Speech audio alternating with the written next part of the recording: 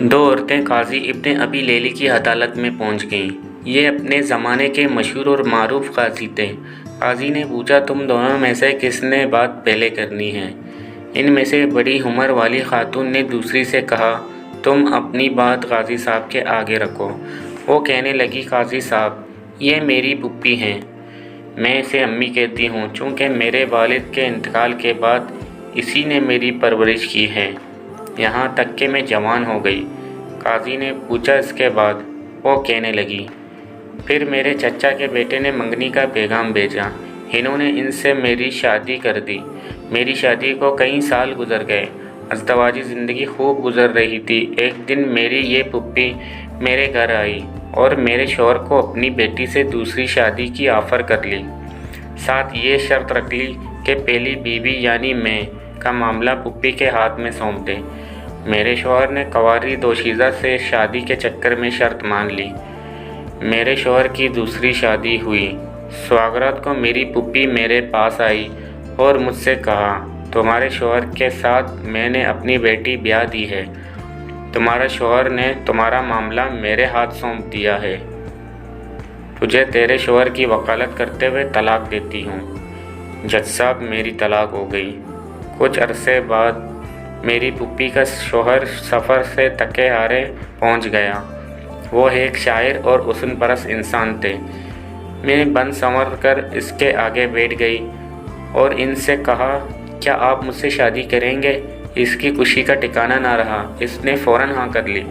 میں نے ان کے سامنے شرط رکھ لی کہ آپ کی پہلی بیوی یعنی میری پھوپھی کا معاملہ میرے ہاتھ سونپ دیں۔ اس نے ایسا ہی کیا۔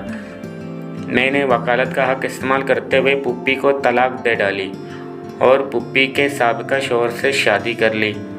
قاضی حیرت سے، پھر؟ وہ کہنے لگی، قاضی صاحب، کہانی ابھی ختم نہیں ہوئی۔ کچھ عرصے بعد میرے اس شوہر کا انتقال ہوا۔ میری یہ پھوپھی وراثت کا مطالبہ کرتے پہنچ گئی۔ میں نے ان سے کہا، میرے شوہر نے تمہیں اپنی زندگی میں طلاق دی تھی، اب وراثت میں تمہارا کوئی حصہ نہیں ہے۔ جھگڑا طول پکڑا۔ اس دوران میری عدت بھی گزر گئی۔